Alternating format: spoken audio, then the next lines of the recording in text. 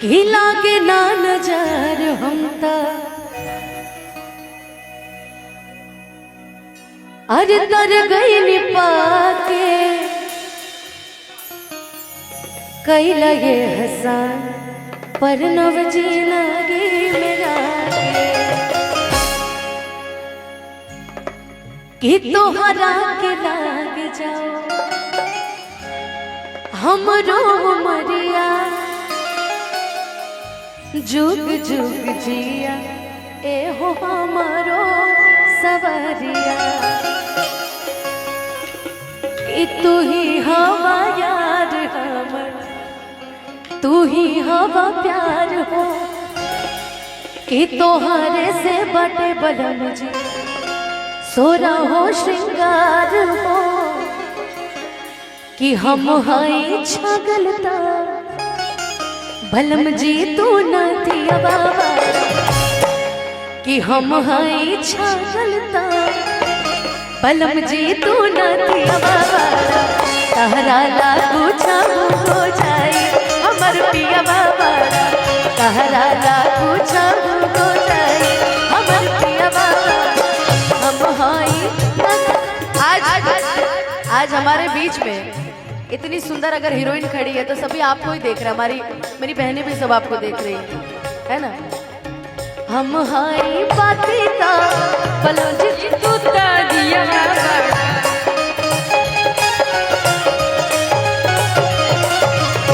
हम हाई पातीता बलम जी तू ता दिया बाबा तहरा ला कुछ हो जाए मनो एक तो बेचारी सिंगर नहीं तो गा भी रही है मुश्किल से तो तोनी किससे इतना हॉर्न बजा दो आओ मतलब नहीं गवाना चाह रहे हो तो हरा ला कुछ हो जाई हमर पियवा पाड़ा हरा ला कुछ हो जाई हमर पियवा पाड़ा हरा ला कुछ हो जाई हमर पियवा पाड़ा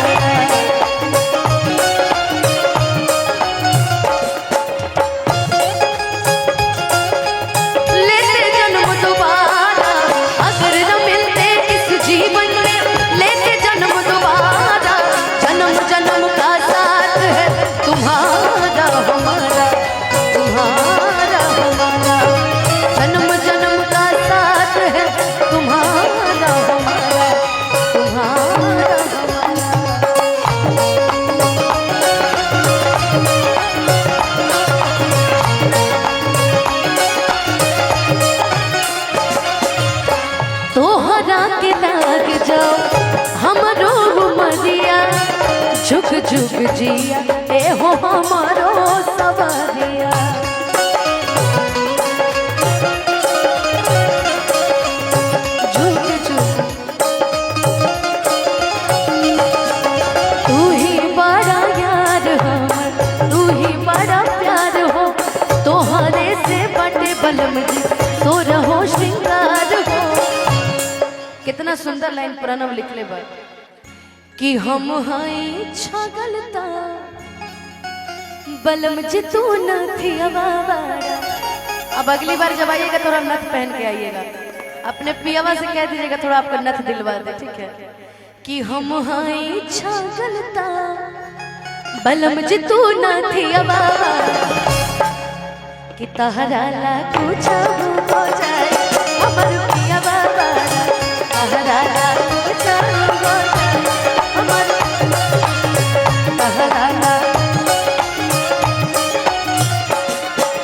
साजन तुमसे प्यार की लड़ाई में साजन तुमसे प्यार की लड़ाई में टूट गई चूड़ियां कलाई में टूट गई चूड़ियां कलाई में टूट गई चूड़ियां कलाई में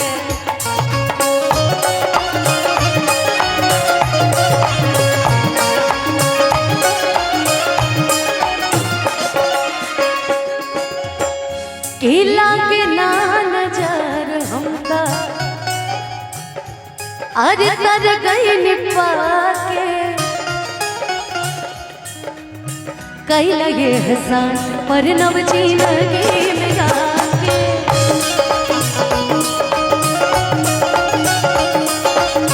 कई लगे हसान पर नव जिंदगी। मोनू जी आए भाई। तू ही हमर यार हो, तू ही हमर प्यार हो, तोहरे से बटे बलेदी सो रहो श्रृंगार। भैया कि हम हाई चांदता बहुत बढ़िया। तू सूरज के ललिया बाबा।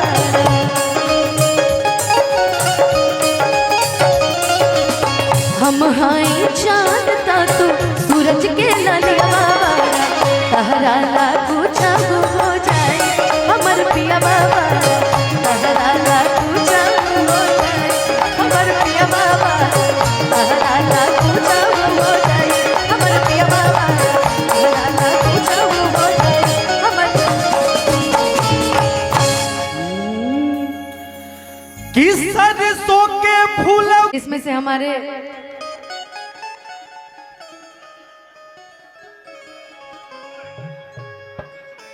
नए नए अभी कहा जा सकता है उनको,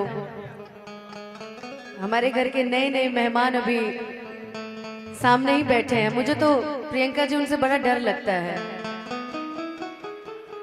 नहीं नहीं मैंने मिल लिया, मैंने दिल पे पत्थर रख के मिल लिया उनसे।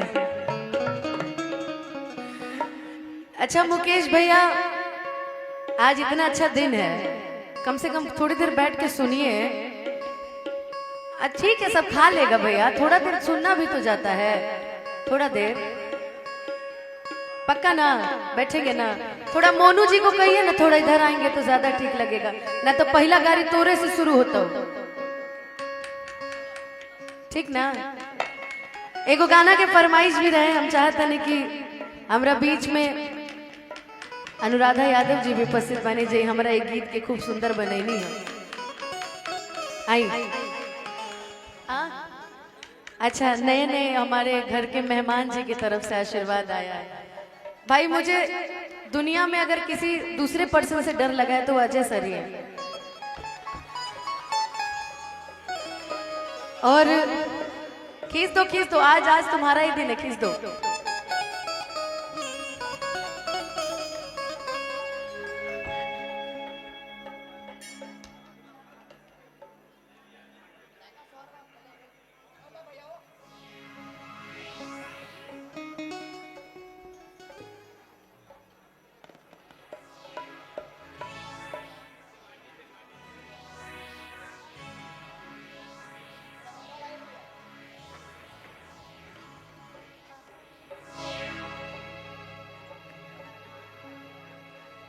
अनुराधा जी हैं हमारे बीच में, थोड़ा कैप्चर कभी कभी कर लिया जाता है नए कलाकारों को भी।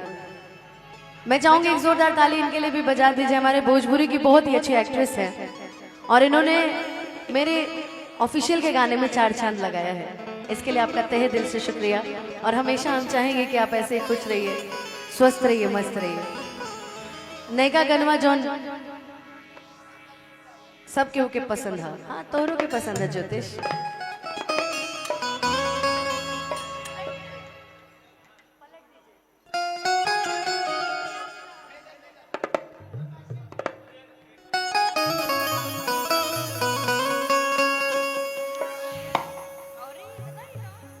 हमारे नए नए मेहमान जी ने दिया है, बोले अंकल कपड़ा ले लीजिएगा। शॉपिंग कराएंगे हम लोग को।